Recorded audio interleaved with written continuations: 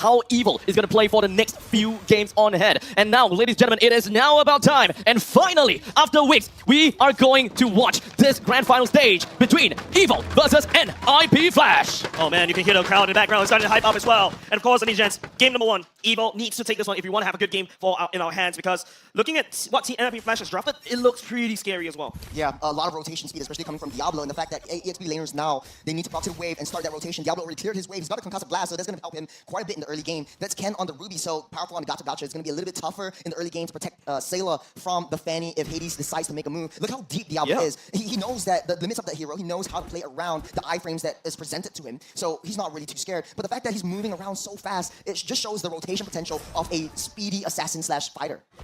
Now, of course, one thing's for sure, I actually wanted to talk a little bit about this, but hold on a second, JPL seems like he's into something. Oh, JPL getting terrified right there. First blood, give it over to Team Evil. It's just punishing the aggression that comes out from JPL. Powerful does the same aggression as JPL, and I think Jay's mentioned it in the previous game, that JPL likes to just give information, give some intelligence to the rest of the teams, but Evil identifies this, and they did their homework. They have that momentum from the previous game, and they want to bring it through, seep it in to the grand finals. Now, of course, we didn't really quite manage to talk a little bit about the mage pick coming in between these two teams. One thing's for sure is that NIP Flash definitely stole away that Aurora from Evil, as usually when it comes down to looking at the Teagle, you'll love it for a Oh yeah, Shadow Kill onto Diablo. Diablo sneaks away, can't flickers forward, doesn't connect though, and still safe for now. Boyette's the casualty from the side of Team Evil. Went a little bit too deep, but the fact that Aurora was picked up presents the passive, creates a second life, so immortality, quote unquote, is going to happen a little bit earlier. But the fact that Evil is able to maintain the economy difference that much earlier, and Powerful ramping up the aggression down the purple buff. Okay, here we go. That's a knock-up as well. Eternal Guard recommitted by Sayla. Diablo tagging onto Sayla. Sayla doesn't really have a lot of mana to work with, but at the very least, NIP Flash pushes Evil out of their jungle so that Hades picks up a purple. This is so smart, right? Diablo is acting like the second roamer of NIP Flash. He's always around the map. Hades goes for the spin. Boyette still takes the turtle away. That's also Diablo, the Hell's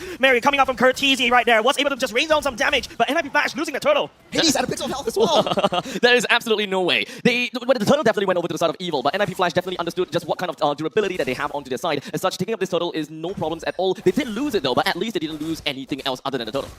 Going back to my point about Diablo's Cho, look how fast he rotates around the map. He's in the mid lane. He's around the purple buff. You would think that JPL would be the protector, but Hades, cables in, cables out. No commitment just as of yet. It's gonna be still a very early part of the game where Evil, you can very clearly tell, Powerful is getting a lot of information onto NIP Flash. Very reminiscent to what he has done before when he was playing the Cho. But in this case, he knows that there is definitely some form of durability, and of course, he can definitely go for a couple of kills here and there. So he's not too afraid of NIP Flash. But in the meantime, JPL playing on the Teagle, you can definitely tell that durability is one thing, but if you go in a little bit too deep, you don't necessarily have any form of mobility to kind of dip yourself right out. Looking at the damage dealt, Powerful just constantly poking the members of NIP Flash. Ken tries to get a proxy because he knows that Diablo's not around. And I think Diablo's high rotation speed and being around that map, trying to force fights away from Vanix. We talked about this before the game, that Vanix needs that space to be able to hold that lane and try to get his core items before joining in the team fight. So in the early game though, it's not too much of a problem as of yet. When it comes down to positioning, Evil doesn't give NIP Flash any form of that attention. That's going to be the kick as well. Got a Kacha as well. Curtizi, the Frigid Glacier, a lot of damage, but Powerful. Team Evil is actually going out. That's the triple kill from the side of Team Evil. The Revitalize! I was looking so hard. The Revitalize is what really kept the entire team of Evil intact. The Avatar of the Guardian as well, just as of that. We have a replay, so we have to watch this one. So I know Hades made a nice shot. You've got a Glacier Prison as well. Ken gets kicked back, and the rest of the team responds. But the Avatar of the Guardian and the Revitalize kept Ken alive, so you have a little bit more damage, and Boyette uses the Shadow Kill just to pick off every single one of them. The other main thing is the fact that Sayla was in a very good position to stay safe. The entire time, there were just 3 people in front lines and just getting hit on by Hades. But Sayla was safe. He managed to land a very nice Horrify that made sure that Hades don't deal any more crucial damage to the rest of the team, allowing Powerful popping the Revitalize to keep the entire team intact. I think it's the mix of the Horrify as well as the taunt from Powerful. Yeah. Just protecting Ken from inevitable doom. Now, Powerful ramping up the aggression as he should.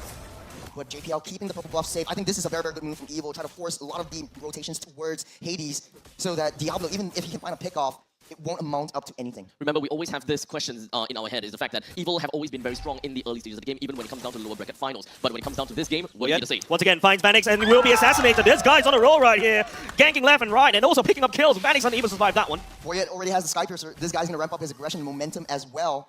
So talk about scary.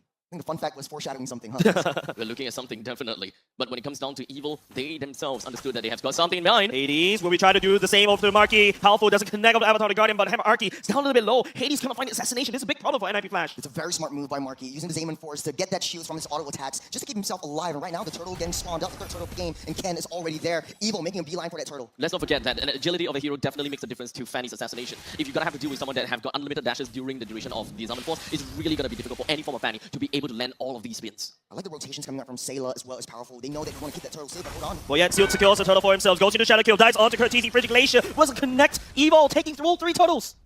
We are looking at NIP Flash that actually have got their back against the wall. They don't have a lot of farm that is really working for them. In fact, we are looking at the 2,000 gold deficit for the side of NIP Flash. And of course, when it comes down to itemizations, we are looking at Fanny that managed to get a blade of the Heptasy slowly building into the next item on the road. But unfortunately, when it comes down to durability, talking about the Tigreal, with only 2,700 gold to his name, the best thing that he has is a silence robe. So he can't be durable enough to really just open up the map and just absorb all the hits from the side of Evil. Yeah, if you have a Fanny on your team, you really want that Fanny to snowball, especially in the early game. But Fanny's, or Hades is basically finding it hard to get an assassination onto any one of the members of Team Evil. If you want to go for Marky, he just dances his way out of it. You want to go for Sayla, well, Powerful's there for backup. Doesn't say, oh. Sky Piercer stacks on this man. Already 6 kills.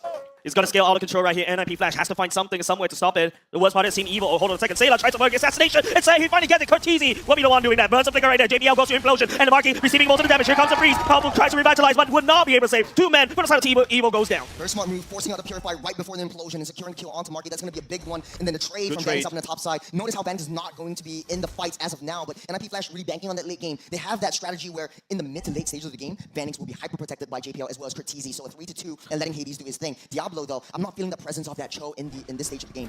Well, I suppose that it's just about time for Diablo to eventually just pop out, right? When it comes down to isolating someone, the main thing that's what you want to see. Oh, that was a shadow kill from Boyet onto Hades. Hades still managed to get on the way, but Boyet's the one that's receiving most of the damage. Now NIP Flash, they're starting to get a bit of a foothold, but they need more. Board spawned up. Just really curious how Evil wants to play this, because NIP Flash, they don't really like to take these big team fights. They want to go for a lot of these lane split pushes, and I'm not seeing the macro play coming up from NIP Flash. Well, the bottom lane is definitely going to be slightly pushed out by Hades. So at least when it comes down to cross-map plays, that is something that NIP Flash could do. They need to respond to this if they do not want to give away a free tier 1. But Evil doesn't seem like they're exactly walking towards it. They're still having a very strong domination over the river line, and specifically over to the northern side where the Lord resides. Well, JPL showed himself already. I think he's waiting for the right opportunity. His flicker is 20 seconds. NIP Flash knows that power spike. When wait for the battle spell to get that reset. As Evil coagulates together, Marky trying to pull that Lord towards their side. Hades stepping forward towards the mid part of the map will show themselves already. Team Evil trying to bait something out of NIP Flash. One mistake could be anything, and Ken will be able to grab onto JPL, bursted him down, and that's also going to be Diablo all the way to the back line, trying to find something to work. That's okay. Chikundova on the other way around, trying to kill to try to drag Vanix, but the Lord is down low, and Cortese still makes up Ken. Boy, somehow, somewhere takes the Lord away. From NIP Flash, 2 members on NIP Flash goes down. We're yet deep in enemy territory. Diablo just living on a sliver. They haven't seen Vanix as of yet. All this time, Vanix just happily playing Farmville. And Evil, they lost that Lord, but they took down 2 in that process. Props to Cortese's been playing a hell of a game, 4-0-0 with that Frigid Glacier just to steal that Lord. Let's take a look at how things went down with the instant replay. So Diablo actually got that kick onto Marky, but Marky immediately pops that Purify. Notice where Diablo is. You get that Purify, Diablo's trapped in a tough spot. He's already got a Winter Crown. So yeah, I think if Marky would have been caught a little bit later, that would be it for the side of Team Evil, but the magical team fights keep continuing to show. Yeah, NIP Flash cannot resolve this illusion, this magic that Team Evil somehow, somewhere get it, and now they're sending a Lord down bot.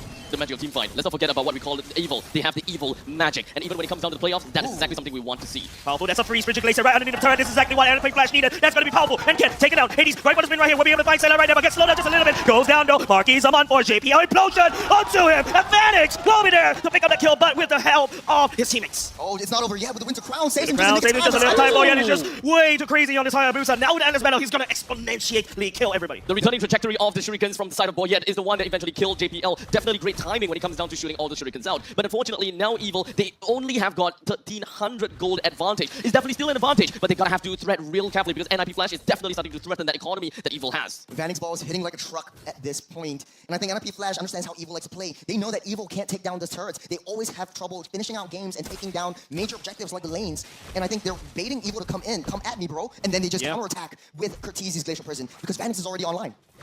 Diablo getting taunted up, purple buff stolen by Boyet. This is so infuriating if you're Hades. You definitely do not have any form of proper mobility as a Fanny now that you don't have any purple buff. Information is definitely going to be key, and especially let's not forget about this. The Lord will be coming up in 20 seconds. So the moment that NIP Flash realizes, hey, we don't have a lot of farm to work with, and let's not forget about the fact that our Fanny is kind of grounded Fanny. There's no way that we're going to be contesting the contesting the Lord immediately.